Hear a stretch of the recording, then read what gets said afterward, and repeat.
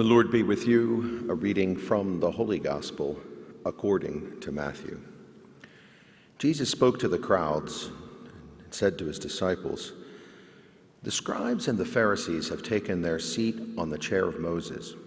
Therefore, do and observe all things whatsoever they tell you, but do not follow their example. For they preach, but they do not practice. They tie up heavy burdens, hard to carry, and lay them on people's shoulders, but they will not lift a finger to move them. All their works are performed to be seen. They widen their phylacteries, lengthen their tassels.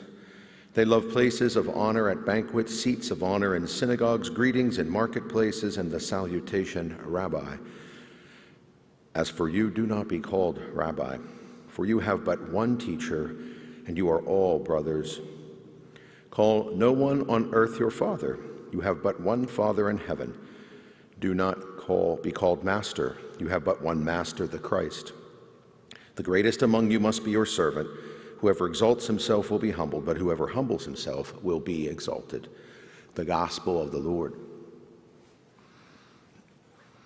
To humble oneself, to call each other brother.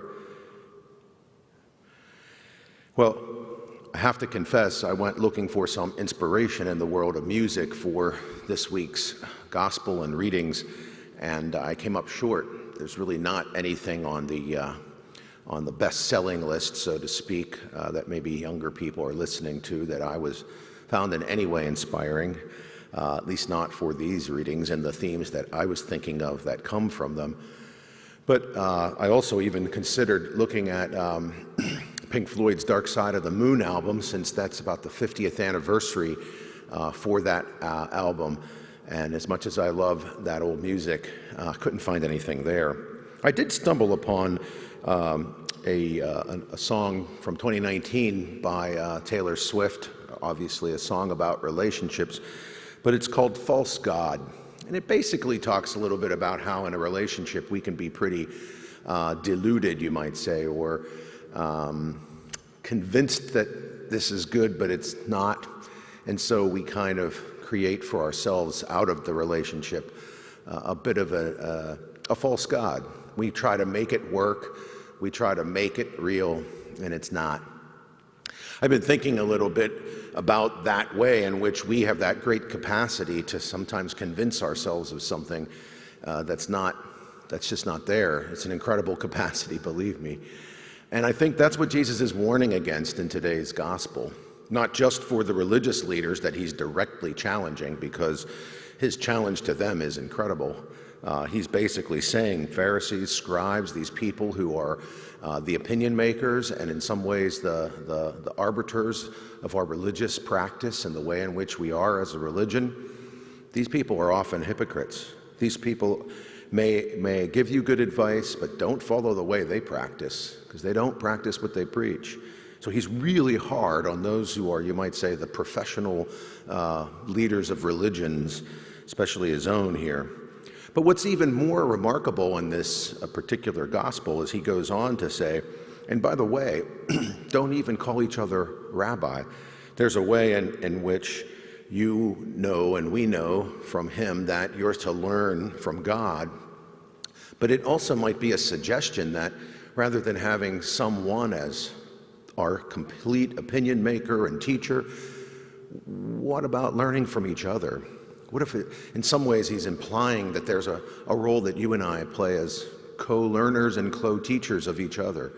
He goes on then again and says that very radical thing, you're all brothers. We're all in some ways equal in the eyes of God.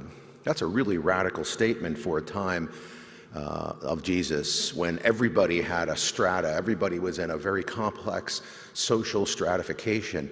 And in fact, it's estimated 2/3 of the Roman Empire was enslaved in some form or another, some form of forced servitude.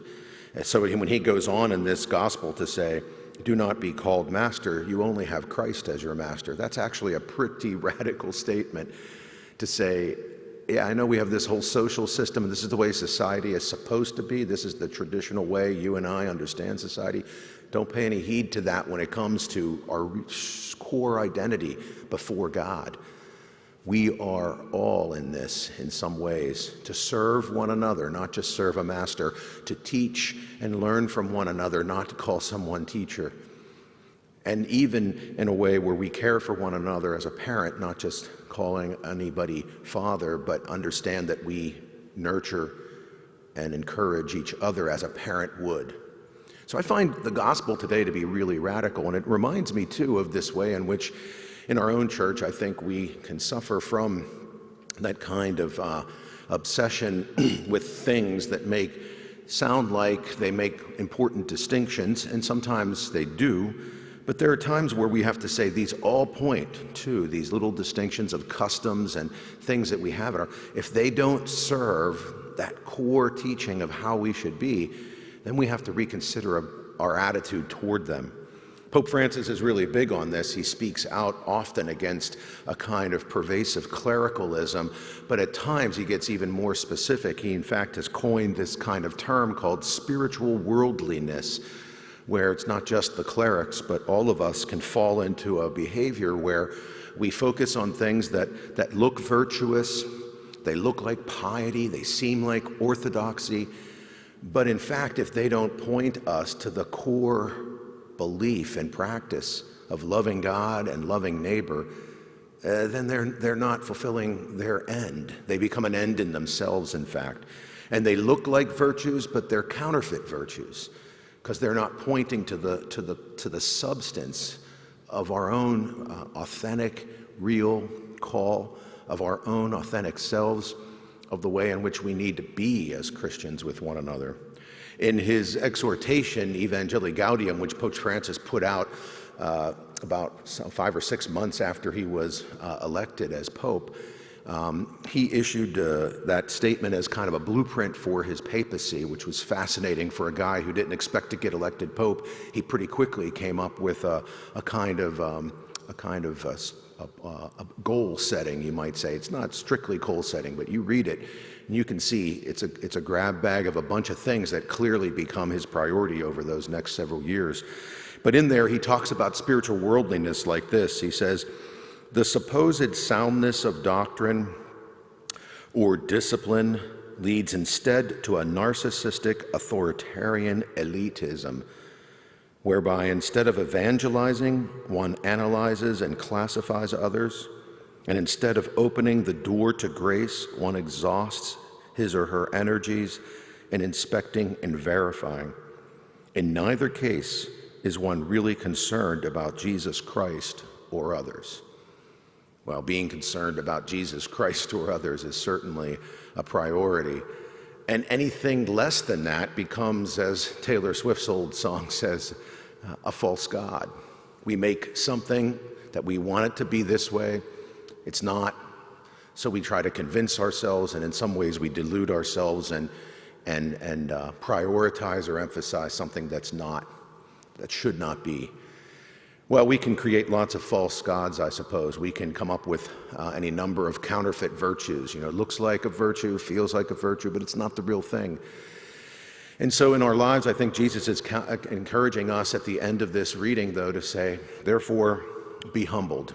And I don't think he's talking about humility for humility's sake. I think he's talking about here a humility that's about openness. How can you and I be open always, using the guides of our traditions, the advice that we get from the kinds of maxims, you might say, that come from our tradition, the teachings, of course. Use those as guides, but they should always lead us to that core practice of being authentic and real with one another, such so that as we learn from one another, as we care for one another, and as we therefore serve one another, we are open to making sure that's done in the most authentic way, and it leads us back to a core practice of love, loving God and loving neighbor. And if it doesn't, then somehow we're coming short, or more complicated, it might be just something that's really not helpful at all. And so, like Jesus, I think we need to be open and be careful to really pay attention to what's going on within ourselves and within any situation we're in, so that we can love one another and practice a justice, establish peace and thriving among each other, and therefore live as Christ is calling us to. He's challenging you and I to have that openness or humility so that we may be for each other, out of a love of God, what we need to be today and tomorrow and the next day. God bless.